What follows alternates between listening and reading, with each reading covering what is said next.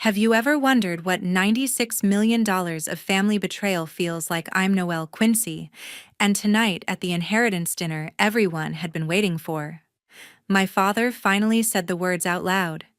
He raised his glass and smiled at my little brother who'd been home exactly 4 weeks. Everything the company, the houses, the accounts.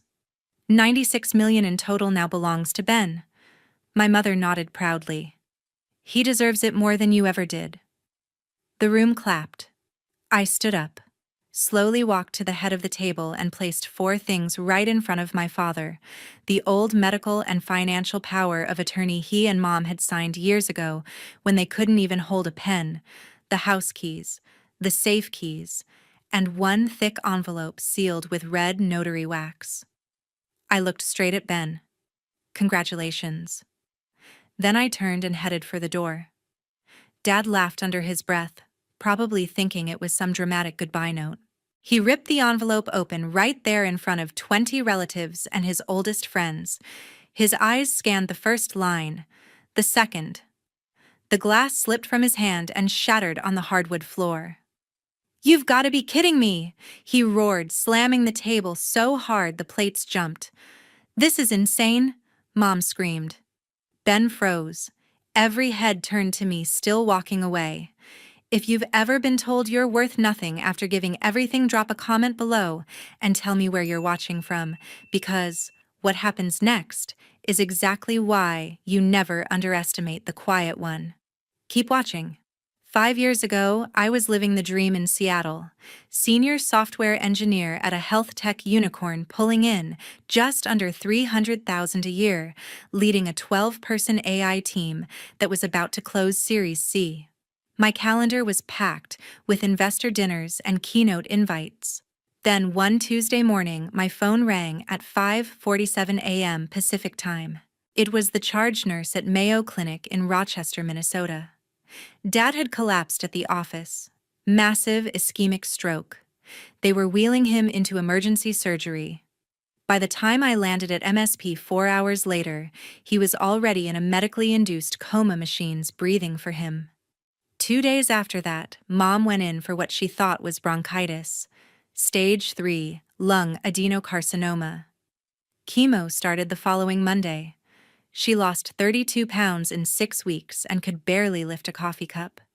I took indefinite unpaid leave the same week, packed 2 suitcases, sublet my Capitol Hill apartment, and moved back into my childhood bedroom in Edina. The company in Seattle said, "Take all the time you need." They replaced me in 9 days. The first year blurred into a loop of fluorescent hospital lights and antiseptic smell. I slept on the vinyl recliner in Dad's ICU room more than 300 nights. Learned how to suction his trach when the night nurse was busy. Learned how to mix Mom's chemo at home once she was discharged because the home health agency was short-staffed. I could start an IV in the dark by month 8. Dad finally woke up after 6 weeks in coma, but the stroke stole his speech for 8 solid months. He could nod, squeeze my hand twice for yes, once for no. Mom's hands shook so badly she couldn't sign her own name. The hospital social worker sat me down with their estate attorney. Minnesota law is clear: if both parents are incapacitated, someone has to hold medical and financial power of attorney, or the state steps in. They both signed the documents on the same afternoon, shaky X's witnessed by 2 nurses and a notary who came to the neuro floor. That signature made me acting CEO of Quincy Medical Supply overnight, 0 paycheck attached. I was 30 then, running a 90-person company that made ventilators and portable X-ray machines while pushing Mom's wheelchair to radiation every morning. I taught myself corporate finance from YouTube and SEC filings at 2 in the morning after the night nurse left. Signed vendor contracts, approved payroll, negotiated with insurance giants, all while Dad watched me from his hospital bed with eyes that said he was sorry he couldn't speak yet. Meanwhile, my little brother Ben had vanished off the face of the earth.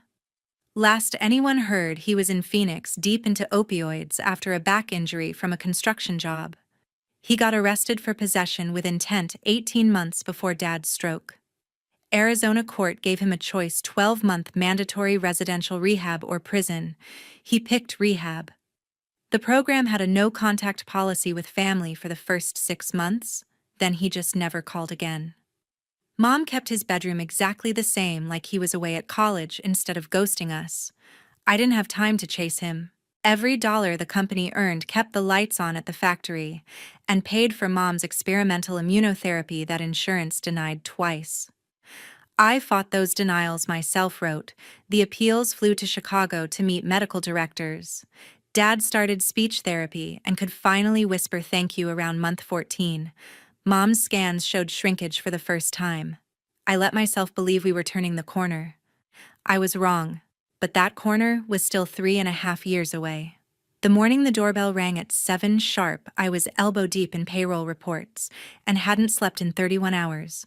I opened the door, still holding a cold mug of coffee, and found Ben standing on the porch with nothing but a faded army duffel.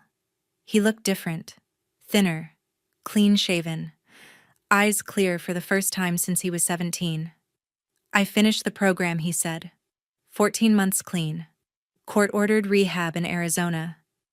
They let me out 3 weeks ago. Mom came running from the kitchen in her robe, took one look at him, and collapsed into his arms, sobbing like he'd come back from war. Within an hour, she had called every relative within 100 miles. By noon, the house smelled like cinnamon rolls and second chances. That same afternoon, the rewriting began. Mom sat Dad down in his recliner and told him loud enough for me to hear from the hallway that Ben had simply been finding himself out west, that he'd been networking with suppliers in Phoenix, that he'd enrolled in online business courses. Every ugly truth got sanded off and replaced with a shiny new story.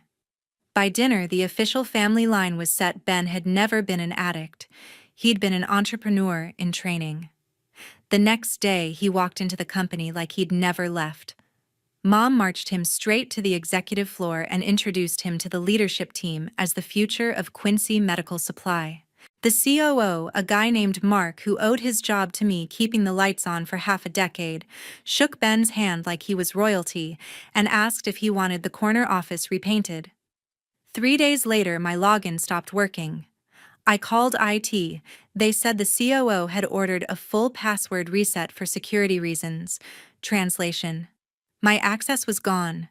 Board meeting invites quit showing up in my inbox. When I asked Dad about it, he just shrugged and said, Mom thought it was time Ben took the reins. I kept showing up anyway. Slipped in through the factory entrance before dawn, worked from an empty cubicle on the 3rd floor nobody used anymore. Approved purchase orders that somehow never got countersigned, fixed pricing errors that would have cost us 6 figures, sent emails that went unanswered. At night, I drove home, microwaved leftover lasagna, and coded on my laptop until the sun came up again, building something nobody in that house knew existed yet. Ben started holding daily stand-ups in the conference room I used to run. He wore crisp shirts Mom ironed for him and repeated buzzwords he'd picked up somewhere: synergy, vertical integration, disruptive growth. Employees who once brought me coffee now brought him. The ones who still nodded at me in the hallway did it fast, eyes down like acknowledging me might get them in trouble.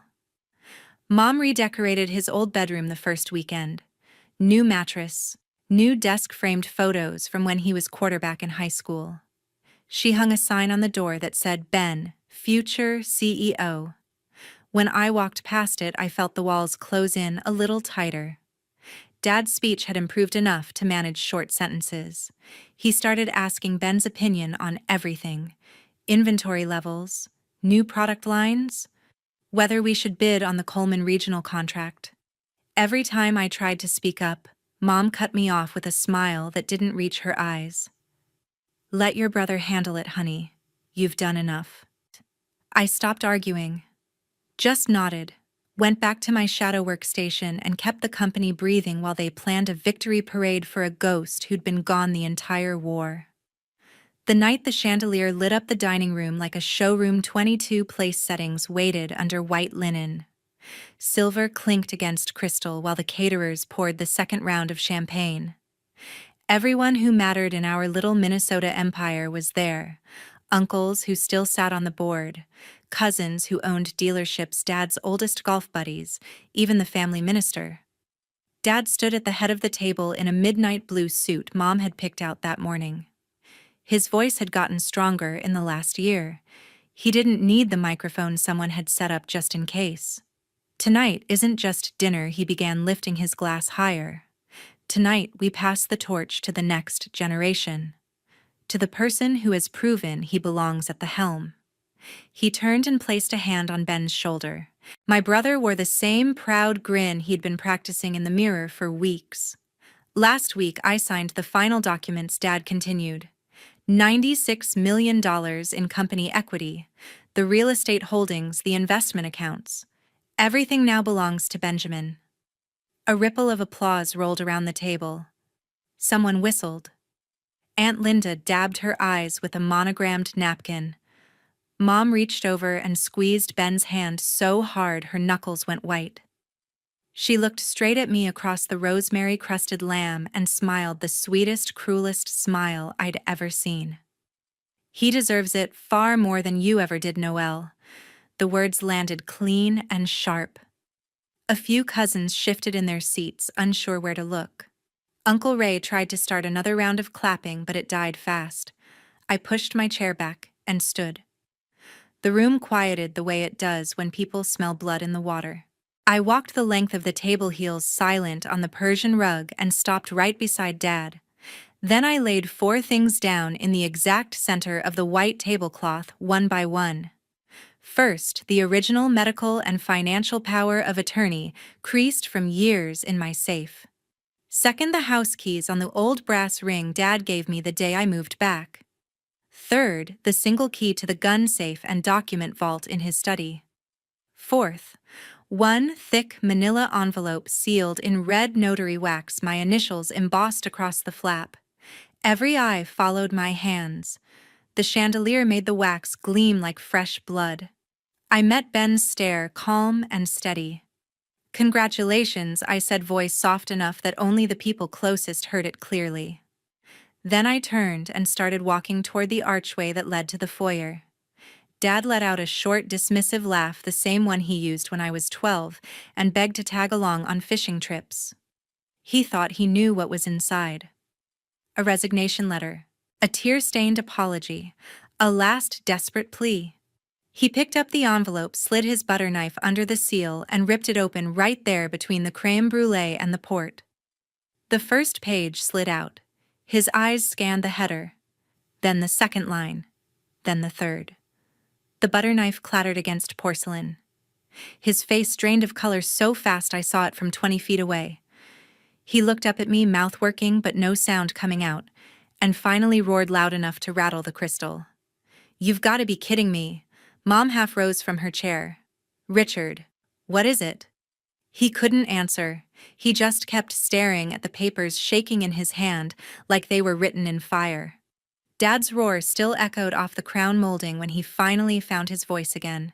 He held the pages up like they were contagious, reading aloud in a voice that cracked between fury and disbelief. 18 months ago, while I was still in a coma and Mom was barely conscious from chemotherapy, Noelle Quincy, acting under valid Minnesota medical and durable financial power of attorney, transferred 98% of all Class A voting shares of Quincy Medical Supply into the Quincy Health Foundation Irrevocable Trust. He stopped, swallowed hard, and kept going. With Lauren Brooks, licensed Minnesota estate planning attorney, appointed sole trustee. The trust is irrevocable under Minnesota Statute Section 501C. This instrument dated and notarized at Mayo Clinic, Rochester. Effective tonight, upon formal notification to all financial institutions, the freeze clause activates. No transfer, sale, pledge, or distribution involving prior shareholders may occur without trustee consent. Any attempt to revoke or amend is void. The words hung in the air like smoke after a gunshot. Uncle Ray's mouth actually fell open. Aunt Linda's champagne flute slipped and shattered on the hardwood. Nobody moved to clean it. Dad's hand shook so badly the papers rattled. This can't be legal," he rasped. "Gregory Hayes, Dad's college roommate board member for 35 years and the man who still controlled the company's main banking relationship felt his phone buzz against his chest. He pulled it out, glanced at the screen, and went the color of printer paper. "Richard," he said quietly, holding the phone so everyone could see the U.S. bank alert all operating accounts. Line of credit, merchant services. Everything is frozen as of midnight tonight. They're citing the trust notification that just hit their legal department. Mom made a sound like a wounded animal and slid sideways out of her chair. Two cousins caught her before she hit the floor. Ben shot to his feet, face twisted toward me where I still stood near the archway. "What the hell did you do?" he screamed, veins standing out in his neck. I didn't answer. I didn't need to. The documents were doing it for me. Dad kept flipping pages, voice rising with every paragraph. Contingent beneficiary upon trustee discretion, Quincy Health Systems, LLC, a Minnesota entity formed 3 years ago for the purpose of... He looked up, eyes wild. "You built another company. With whose money?" He didn't wait for an answer. He already knew whose sleepless nights had paid for it. Gregory tried again, softer.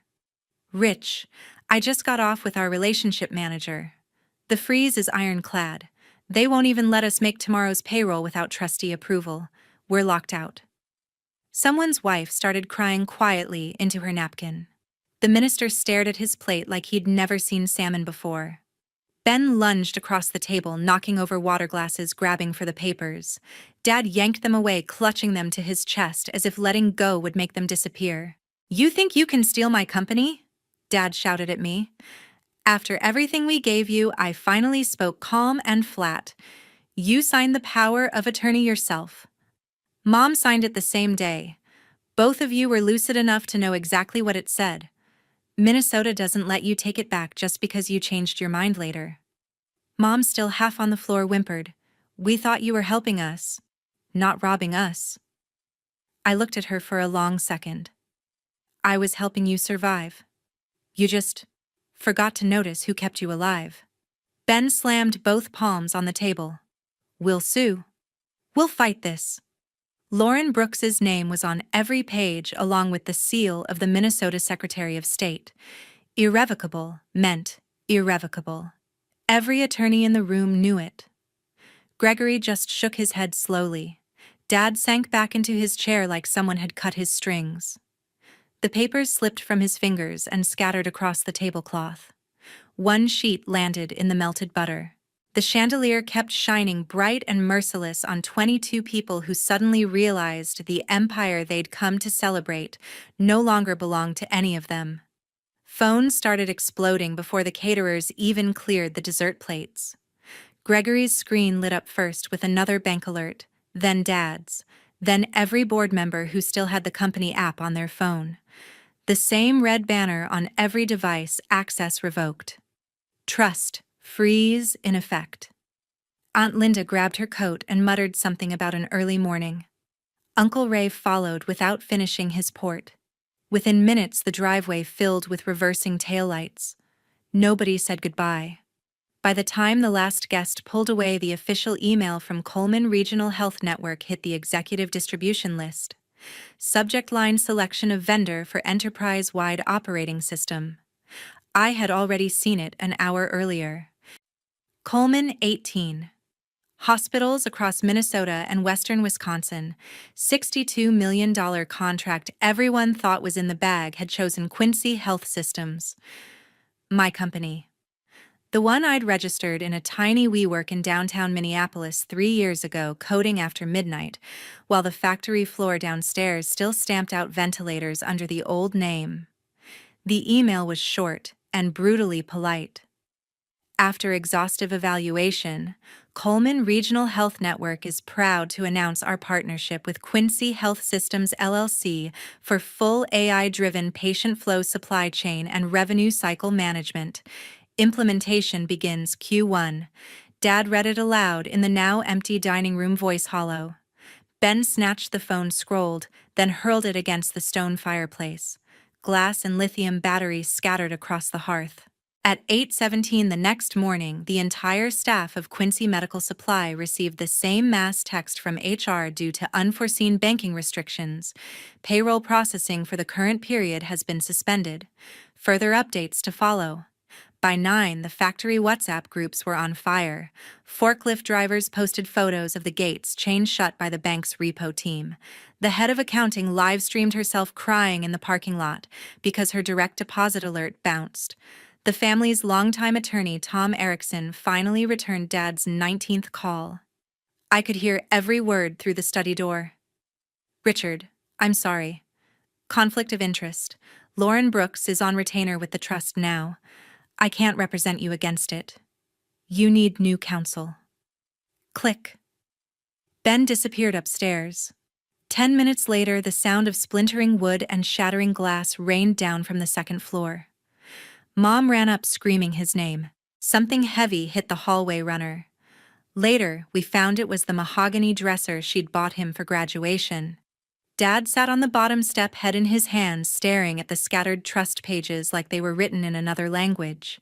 He kept muttering numbers: 96 million, 62 million, the mortgage balance, Mom's medical bills that were still coming due. I stood in the kitchen drinking coffee I didn't taste and watched the empire finish bleeding out in real time. By noon, the Star Tribune had the story on their website. Someone at Coleman leaked the vendor announcement. Someone at the bank leaked the freeze. The headline was merciless: Minneapolis medical supply giant locked out overnight. New AI startup takes crowning contract. My phone buzzed with a different kind of notification. Series B term sheet from a Silicon Valley fund I'd been talking to quietly for 6 months. They'd just increased their valuation after seeing the Coleman win. I accepted the congratulations with a thumbs-up emoji and turned the screen off. Upstairs, Ben had punched through drywall and was now sobbing on the landing. Mom tried to hold him the way she did when he was 9 and broke his arm at hockey practice. He shoved her away hard enough that she stumbled backward into the banister. Dad didn't move to help. He just kept staring at the same paragraph in the trust document, the one that said in plain English that not a single share could ever come back.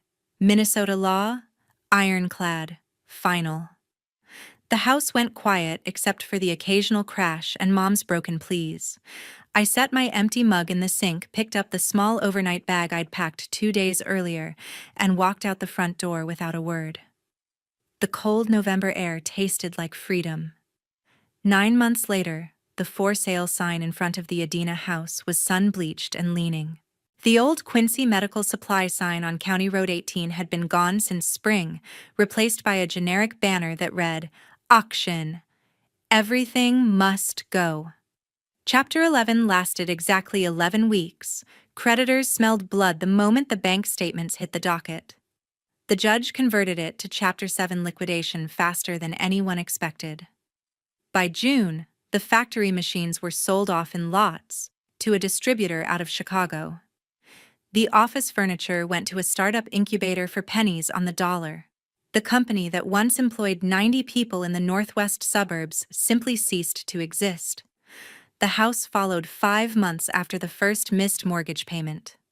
The mortgage was in Mom and Dad's names only.